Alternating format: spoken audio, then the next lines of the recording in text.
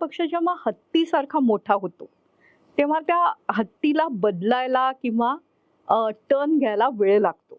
जे चीन आणि भारताबाबत म्हणतात की ड्रॅगन आणि एलिफंट.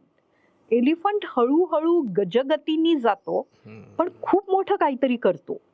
पण ती गजगती जर खूपच मंद राहिली तर काय होईल हा आज भारतीय जनता पक्षासमोर आलेला प्रश्न आहे. आणि तो मोदींचा देशाच्या राजकारणात उदय झाल्यानंतर पहिल्यांदाच आलेला मुद्दा आहे. अर्थात या पक्षाचे जे काय तंत्र आणि मंत्र बघणारे नेते आहेत ते फार शांत बसतील असं मला वाटत नाही. ते निश्चितपणे काहीतरी पक्ष नवीन पद्धतीने समोर आणायचा प्रयत्न करतील. पण या फास्ट फूड जनरेशनला आणि फास्ट फूड मेंटॅलिटीला हे जर नको असेल तर पर्याय नसला तरी सरकार बदलतात. आपण बघितलेलं आहे ते. त्यामुळे मला असं वाटतंय की या आंदोलनामुळे भारतीय राजकारण एका अत्यंत वेगळ्या टप्प्यावर येऊन उभं राहिलंय. हा चौक आहे, क्रॉस रोड्स आहे. इथून कुठे जाईल पुढे ते म्हणजे निवडणुकीचं राजकारण हे बघण्यात आज अनेकांना खूप रस आहे.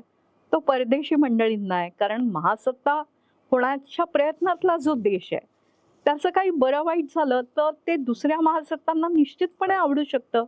त्यामुळे त्यांचं लक्ष असेल, भारत विरोधी गोष्टींचंही त्याकडे लक्ष असेल.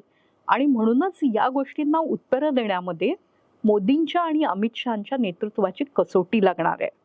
बंगाल जे कठीण वाटत होतं जिंकणं ते त्यांनी जिंकून दाखवलं. पण इतकं अनप्रेडिक्टेबल जग झालंय की त्या यशाचा आनंद साजरा करणाऱ्या संसदेच्या अधिवेशनात अचानक तुम्ही झुरळ ठरवलेल्या लोकांनी आंदोलन करून दाखवलंय. शिवाय काय आहे, आज मला कोणत्याही राजकीय पक्षामध्ये तरुण नेतृत्व खूप मोठ्या प्रमाणात समोर येत आहे असं दिसत नाही. जे तरुण नेते आहेत ते वाईट आहेत असं मला अजिबात म्हणायचं नाही. पण ते आयदर त्यांच्या पैतृक वारशामुळे किंवा घराणेशाहीमुळे संधी मिळून समोर आलेली आहेत. मला वाटणारा आपला नेता या समाजात अजून तरी फार मोठ्या प्रमाणात कोणी आलेला नाही. तो अभिजित बिपके असू शकेल का, तो सौरव दास असू शकेल का, तो रांका असू शकेल का, तो नेहा बोरा असू शकेल का, असे प्रश्न या आंदोलनाने निश्चित निर्माण केलेले आहेत. आणि त्याची दखल घेणं आता प्रत्येकाला भाग झालंय. तुम्ही खूप चांगला मुद्दा मांडलात की मला एक गोष्ट